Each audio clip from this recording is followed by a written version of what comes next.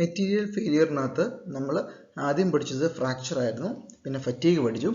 ഇനി last material failure type നമ്മൾ പഠിക്കാൻ പോകുന്നതാണ് ക്രീപ്പ്. എന്താണ് ക്രീപ്പ് എന്ന് നമുക്ക് നോക്കാം. Creep is a tendency of a solid material to slowly deform permanently under an applied load. അതായത് ഒരു ലോഡ് അപ്ലൈ ചെയ്യുമ്പം അത് കുറച്ച് നാളത്തേക്ക് ഈ ലോഡ് അപ്ലൈ ചെയ്ത് കഴിയുമ്പം വളരെ സ്ലോ ആയിട്ടുള്ളൊരു ഡിഫോർമേഷനാണ് ക്രീപ്പ് എന്ന് പറയുന്നത്. പക്ഷെ ഇതിനൊരു കണ്ടീഷൻ ഉണ്ട്. It occurs as a result of long term exposure to stresses that are even below the yield strength of the material at elevated temperature. അതായത് എലിവേറ്റഡ് ടെമ്പറേച്ചറിലായിരിക്കും ഈ ക്രീപ്പ് എന്ന് പറയുന്ന ഈ ഒരു ഫാക്ടർ അപ്പിയർ ചെയ്യുന്നത്, അല്ലെ ഉണ്ടാകാൻ സാധ്യതയുള്ളൂ. എലിവേറ്റഡ് ടെമ്പറേച്ചർ, കൂടിയ ടെമ്പറേച്ചറിൽ. അതായത് ഒരു മെറ്റീരിയൽ ഒരുപാട് നാൾ ഈ എലിവേറ്റഡ് ടെമ്പറേച്ചറുമായിട്ട് എക്സ്പോസ്ഡ് ആയിട്ടിരിക്കുമ്പം നമ്മൾ നോർമലിലും, അതായത് ഇതിന് വിത്ത്സ്റ്റാൻഡ് ചെയ്യാൻ പറ്റുന്ന മാക്സിമം yield സ്ട്രെങ്ത് ഉണ്ട്, അതുവരെ പോകണ്ട. അതിലും താഴെയാണെങ്കിൽ പോലും ഈ എലിവേറ്റഡ് ടെമ്പറേച്ചറിൽ കുറേ നാൾ നിന്ന് കഴിയുമ്പം അതിന് ഒരു ഫെയിലിയർ ഉണ്ടാവാൻ പോസിബിലിറ്റി ഉണ്ട്. അതിനെയാണ് നമ്മളെ ക്രീപ്പ് എന്ന് പറയുന്നത്. Creep always increases with temperature. Okay, നമുക്ക് 2-3 എക്സാമ്പിൾസ് നോക്കാം. ഒന്ന്, turbine rotors in steam turbine. Steam turbines നമുക്കറിയാം, അതിനകത്ത് ഹൈ ടെമ്പറേച്ചറിലുള്ള സ്റ്റീമാണ് ഫ്ലോ ചെയ്യുന്നത്. സോ അതിൻ്റെ റോട്ടേഴ്സിന് കംപ്ലൈൻറ്റ് ഉണ്ടാവാം, ഫെയിലിയേഴ്സ് ഉണ്ടാവും. Then jet engines, then high pressure pipe lines, then beam in roof of building. നമ്മുടെ ടെറസിൻ്റെ ഒക്കെ ആണെങ്കിലും റൂഫ്, ആ റൂഫ് നോക്കിയാൽ നമുക്കറിയാം ഒരുപാട് നാൾ ഈ എലിവേറ്റഡ് ടെമ്പറേച്ചറിൽ നിൽക്കുമ്പം അതിനൊരു ഫെയിലിയർ ഉണ്ടാവാനുള്ള പോസിബിലിറ്റി കൂടുതലാണ്. That's non as creep. ഇനി ഹൈ ടെമ്പറേച്ചറിൽ എന്താണ് സംഭവിക്കുന്നത്? ഈ മെറ്റീരിയലിന് ഈ എലിവേറ്റഡ് ടെമ്പറേച്ചറിലേക്ക് പോകുമ്പോൾ എന്താണ് ജനറലി സംഭവിക്കുന്നത്? അത് മെയിൻലി സംഭവിക്കുന്നത് ഒന്ന്, ഹൈ ഡിഫ്യൂഷൻ റേറ്റ് ആയിരിക്കും. നമ്മൾ ഡിഫ്യൂഷൻ നേരത്തെ പഠിച്ചു. ഡിഫ്യൂഷൻ എന്ന് പറഞ്ഞാൽ എന്തായിരുന്നു? Diffusion is the transfer of an atom from one position to another. So ഒരു മൂവ്മെൻറ്റ് ഓഫ് ആറ്റംസിനകത്ത് ഉണ്ടാകും ഹൈ ടെമ്പറേച്ചറിൽ. സോ അതാണ് വൺ ഓഫ് ദ റീസൺസ്. പിന്നെ 2 റീസൺസും കൂടെ ഉണ്ട്. ഒന്ന് ഗ്രെയിൻ റിലേറ്റഡ് ആണ്, ഒന്ന് ഡിസ്ലൊക്കേഷൻ റിലേറ്റഡ് ആണ്. സോ ഗ്രെയിൻ റിലേറ്റഡ് 3 കാര്യങ്ങൾ വരുന്നുണ്ട്. ഒന്ന്, ബൗണ്ടറി വീക്കനിങ്, നമ്മളതിൻ്റെ ബൗണ്ടറീസ് വീക്കൻ ആവും.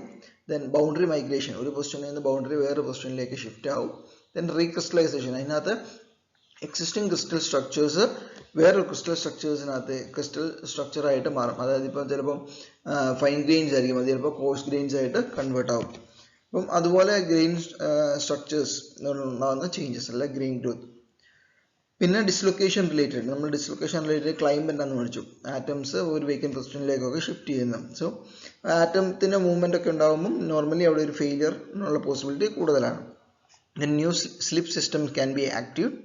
Then change of slip system, slip plane slip system ഒക്കെ ആക്ച്വൽ സിസ്റ്റത്തിൽ നിന്നൊരു ചേഞ്ച് ഉണ്ടാകുന്നതിനെയാണ് നമ്മളിത് പറയുന്നത്. സോ ജനറലി ക്രീപ്പ് ഉണ്ടാവാനുള്ള റീസൺസ്, അത് ഹൈ ടെമ്പറേച്ചറിൽ സംഭവിക്കുന്നത് ഒന്ന് ഡിഫ്യൂഷൻ റേറ്റ് ആണ്, ഹൈ ഡിഫ്യൂഷൻ റേറ്റ് ആണ്. പിന്നെ ഗ്രെയിൻ റിലേറ്റഡ് ആയിട്ട് 3 റീസൺസ് ഉണ്ട്. ദെൻ ഡിസ്ലൊക്കേഷൻ റിലേറ്റഡ് ആയിട്ട് 3 റീസൺസ് ഉണ്ട്. What are the structural changes during creep? നമ്മൾ നേരത്തെ പറഞ്ഞ തന്നെയാണ്. Temperature and stress constant. So there is a relation between the temperature and stress constant. നമ്മൾ അപ്ലൈ ചെയ്യുന്ന സ്ട്രെസ് കോൺസ്റ്റൻറ്റും ടെമ്പറേച്ചറുമായിട്ട് റിലേഷൻ ഉണ്ട്. The rate of creep deformation takes place is the result of change in internal structure of the material with creep strain and time. 3 creep changes നമ്മൾ നേരത്തെ പറഞ്ഞ deformation by slip, sub grain formation, അത് ഗ്രെയിൻസിനകത്തൊരു shape change, then grain boundary sliding. ഇതൊക്കെയാണ് പ്രധാനമായിട്ടും structural changes, creep ഉണ്ടാകുമ്പോൾ ഉണ്ടാകുന്ന structural changes. Now let's look what are the factors affecting creep. ഒന്നാമത്തെ ഫാക്ടർ എന്ന് പറയുന്നത് സ്റ്റെബിലിറ്റി ഓഫ് ദ ഫേസ്. നമ്മുടെ ഫേസ്, നമ്മൾ ആക്ട് ചെയ്യുന്ന ആ മെറ്റീരിയലിൻ്റെ ഫേസിൻ്റെ stability. That is annealed materials ആണെങ്കിൽ അതിൻ്റെ stability they are higher than quenched material. അനീലിങ്ങും ക്വെഞ്ചിങ്ങും ഒക്കെ നിങ്ങൾ 4th മോഡ്യൂളിൽ പഠിക്കും. സോ അനീൽഡ് എന്ന് പറഞ്ഞാൽ ഒരു സ്ലോ ആയിട്ട് നമ്മളതിനെ ഒരു ഫേസ് ചേഞ്ച് കൊണ്ടിരുന്നതാണ് അനീലിങ്. ക്വെഞ്ചിങ് എന്ന് പറഞ്ഞാൽ റാപ്പിഡ് ചേഞ്ച് ആണ്. സോ അനീൽ ചെയ്തതിന് ബെറ്റർ പ്രോപ്പർട്ടീസ് ആയിരിക്കും. ദെൻ അപ്ലൈഡ് ലോഡ്, നമ്മൾ അപ്ലൈ ചെയ്യുന്ന ലോഡ് ഒരു ഫാക്ടറാണ്. ദെൻ ടെസ്റ്റ് ടെമ്പറേച്ചർ, നമ്മൾ അപ്ലൈ ചെയ്യുന്ന ടെമ്പറേച്ചർ ഒരു ഫാക്ടറാണ്. ദെൻ ഗ്രെയിൻ സൈസ്, നമ്മുടെ ആക്ച്വൽ സ്ട്രക്ചറിൻ്റെ ഗ്രെയിൻ സൈസ് ഒരു ഇമ്പോർട്ടൻറ്റ് ഫാക്ടറാണ്. That is grain boundary sliding occurs when fine grain fine grain higher at higher temperature, coarse ഗ്രെയിനിന് ബെറ്റർ ക്രീപ്പ് റെസിസ്റ്റൻസ് ആണ് ഉള്ളത്. ഫൈൻ ഗ്രെയിൻസിനായിരിക്കും കൂടുതൽ ഗ്രെയിൻ ബൗണ്ടറി സ്ലൈഡിങ് ഉണ്ടാവാനുള്ള പോസിബിലിറ്റി. സോ അത് ക്രീപ്പിനൊരു റീസൺ. ഗ്രെയിൻ ബൗണ്ടറി സ്ലൈഡിങ് ക്രീപ്പിൻ്റെ ഒരു ഫാക്ടറാണ്, നമ്മൾ നേരത്തെ പറഞ്ഞു. ദെൻ പ്രസിപ്പിറ്റേഷൻ ഹാർഡനിങ് അടുത്തൊരു ഫാക്ടറാണ്. ദാറ്റ്സ് അതൊക്കെ നിങ്ങൾ ഡീറ്റെയിൽ അടുത്ത മോഡ്യൂളിൽ ഫോർത്ത് മോഡ്യൂളിൽ പഠിക്കുന്നുണ്ട്.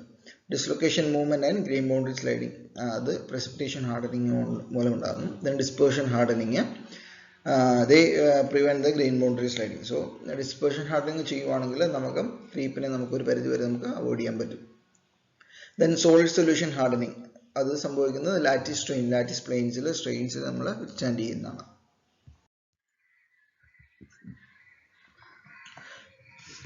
ഈ ക്രീപ്പിനകത്ത് ഏറ്റവും ഇമ്പോർട്ടൻ്റ് ആയിട്ടുള്ള പോർഷനാണ് ക്രീപ്പ് കർവ് എന്ന് പറഞ്ഞത്.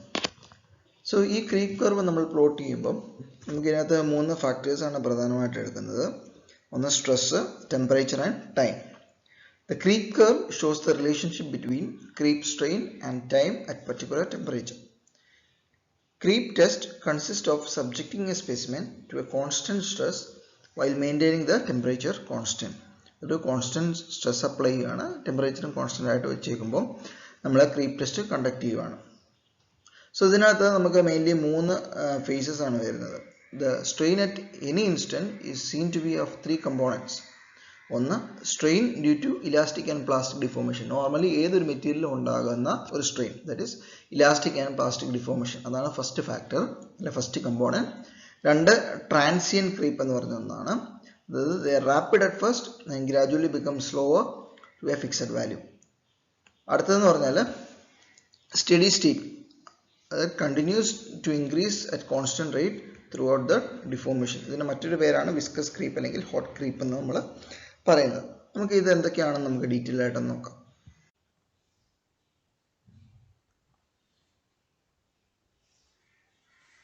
സോ ഇതാണ് ഒരു ക്രീപ്പ് കർവ് നമ്മൾ പ്ലോട്ട് ചെയ്യുന്നത്.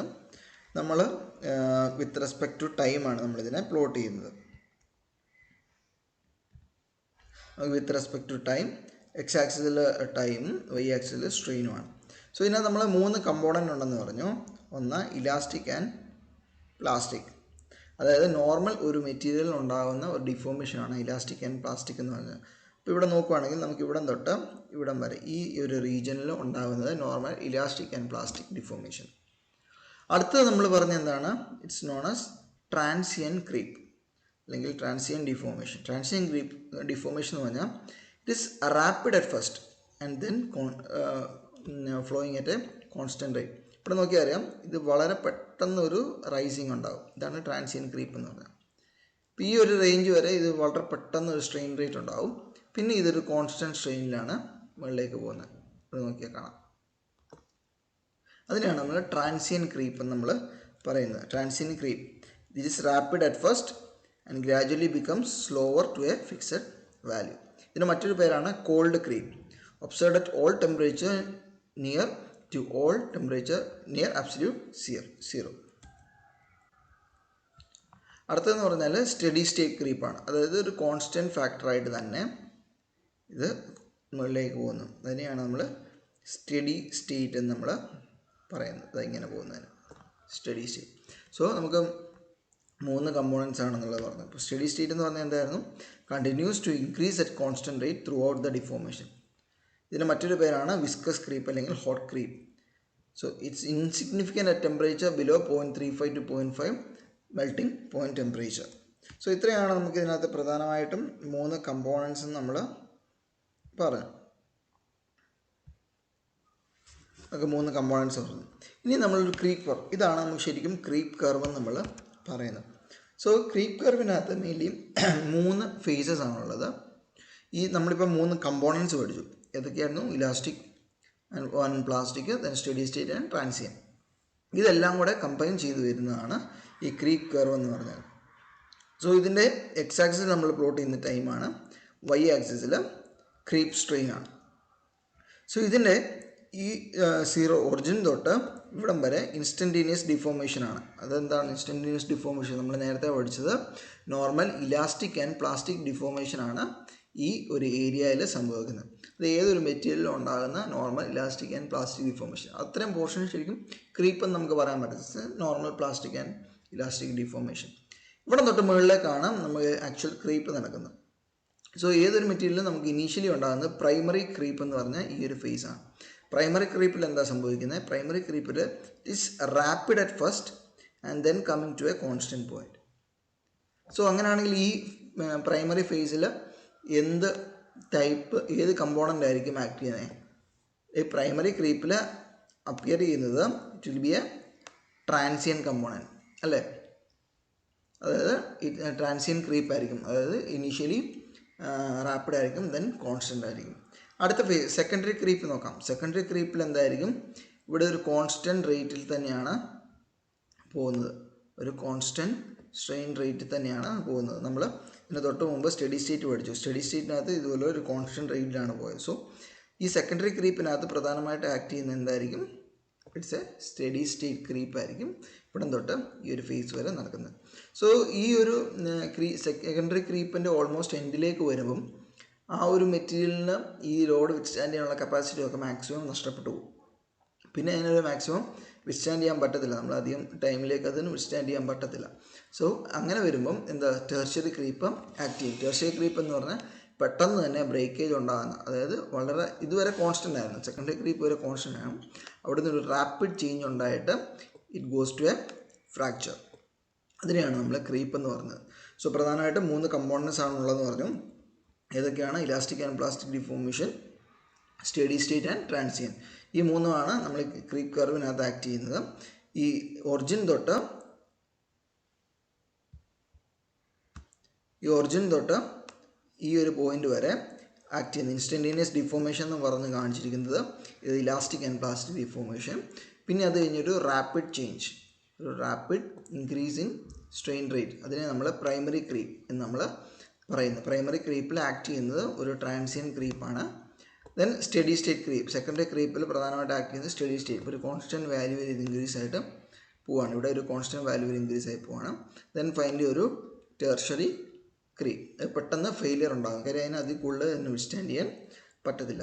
So it's known as creep curve. നമ്മളപ്പം ക്രീപ്പ് കർവ് നമ്മൾ പ്ലോട്ട് ചെയ്യുമ്പോൾ നമുക്ക് ഈ ഓരോ ഇവിടെ തൊട്ട് നമുക്ക് ക്രീപ്പ് കർവ് പറയാം.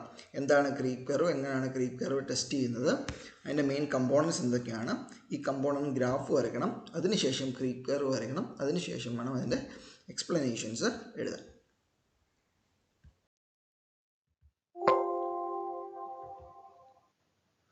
Now stages of creep. നമ്മൾ ക്രീപ്പിന് 3 സ്റ്റേജസ് ഉണ്ട്. Primary creep, secondary creep and tertiary creep.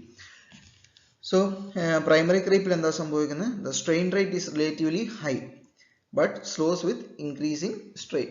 അതായത് ഇനീഷ്യലി വളരെ പെട്ടെന്ന് ഒരു ട്രാൻസിയൻ ക്രീപ്പാണ് പ്രൈമറി ക്രീപ്പിൽ സംഭവിക്കുന്നത്, വളരെ പെട്ടെന്ന് ഇൻക്രീസ് ആവും, പിന്നെ കോൺസ്റ്റന്റ് റേറ്റിലേക്ക് പോകും. എന്തുകൊണ്ടാണ് ഇതിങ്ങനെ സംഭവിക്കുന്നത്?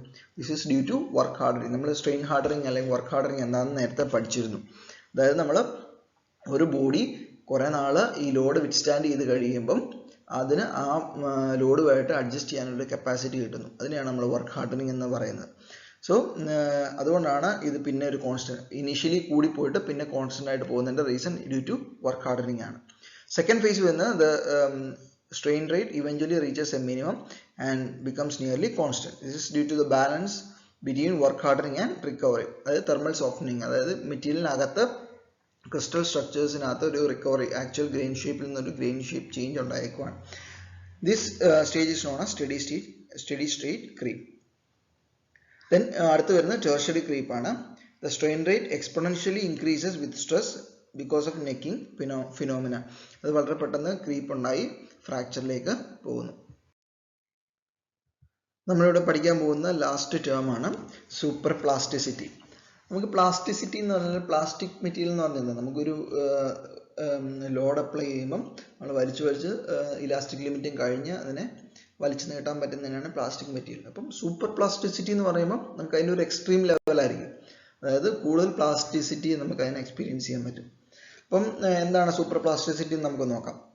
It's the ability of some metals and alloys such as aluminum and titanium alloys to deform as much as 2000% at elevated temperature and slow loading rate. അതായത് ചില മെറ്റൽസ് ആൻഡ് അലോയ്സ്, അതായത് aluminium and titanium alloys, അതിൻ്റെ ഒരു special ഒരു പ്രത്യേകതയാണ് elevated temperature. ഇവിടെ ഒരു factor ഓർത്തോണം, എലിവേറ്റഡ് ടെമ്പറേച്ചറിൽ നമ്മൾ വളരെ സ്ലോ ലോഡിംഗ് റേറ്റ് കൊടുക്കുകയാണെങ്കിൽ, വളരെ പയ്യെ നമ്മൾ ഇതിനെ ലോഡ് ചെയ്യുകയാണെങ്കിൽ ഇതിന് നോർമൽ കണ്ടീഷനേക്കാളിലും 2000% വരെ കൂടുതൽ ഡീഫോം ചെയ്യാനുള്ള കപ്പാസിറ്റി ഉണ്ട്.